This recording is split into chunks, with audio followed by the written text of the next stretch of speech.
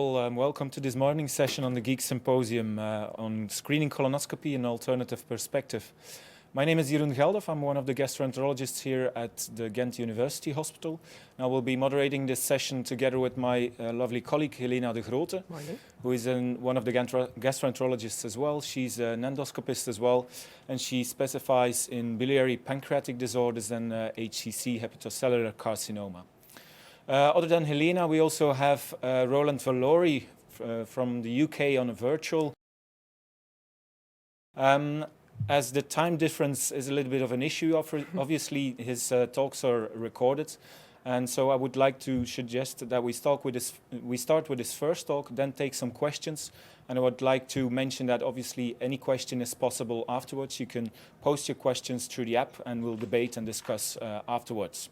So the first talk by Steven Heitman will be about setup and maintenance of a colon cancer screening program serving over 20,000 patients per year. So Steven, over to you. Good morning. I'm Dr. Steve Heitman, and I am the medical director of the Forzani MacPhail Colon Cancer Screening Center in Calgary, Alberta, Canada. I was asked to provide an overview of the setup and maintenance of our colon cancer screening center, serving approximately 20,000 patients per year. So while we have what we think is excellent colonoscopy in now a FIT-based program, the proportion of patients diagnosed through screening in our country is much lower than a country compared to Denmark. So we diagnose about 9%, and in Denmark it's over 20%. So we really need to increase capacity in our screening. And we need to extend the age range to match those sorts of cancer detection rates. Yeah. What age is currently involved for Belgium in the screening program? It's 51 to 74 years old, I believe. So we are 60 to 74. And we, as you may know, until COVID, we had a flexible sigmoidoscopy screening program, which was incompletely rolled out around the country for 55-year-olds. That stopped with COVID, and at the moment there's no prospect of restarting it. The service as a whole is under huge pressure from COVID, so nobody feels this is the moment to age extend. But I think if you speak to most people like me across the country, we would want to age extend as soon as possible, and perhaps have a lower priority for some of the things like low-risk surveillance. Maybe I just got a small question to circle back to the adenoma detection rate to monitor the quality of your screening. Yeah. In Belgium, that is not obliged by law, well, by the government instances.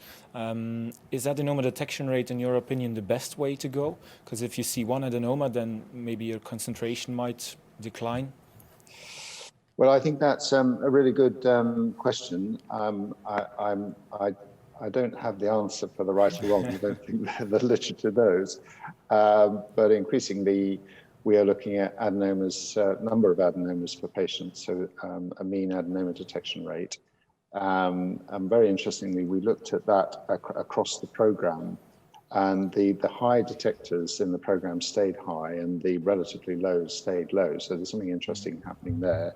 The other outcome of interest is right-sided lesions. But our main indicator is adenoma detection rate, and as I will mention in a presentation later today, we do now have post-colonoscopy colorectal cancer rates for the screening program, and they are almost half the rate of the rest of the colonoscopy in the country, and our rate in the country is probably lower than any other country that's published. So we're reassured. I mean, I think that's the gold standard outcome, really. And once the piece is removed, we're just going to irrigate right into the defect, expand that defect.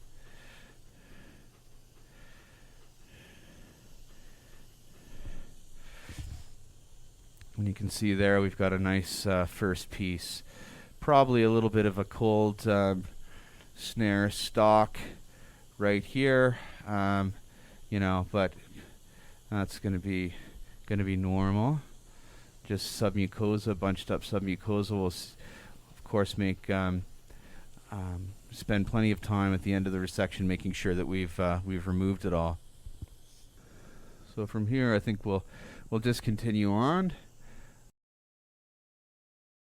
I think there is an issue which I highlighted yesterday in one of my presentations about referral pathways for complex polyps. And I think it's very interesting that the screening centre in Calgary found that they had to develop a pathway 3 years ago.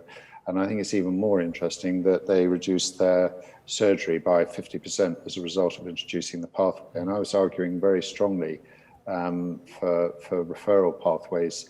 I think that's more important than having the screening done in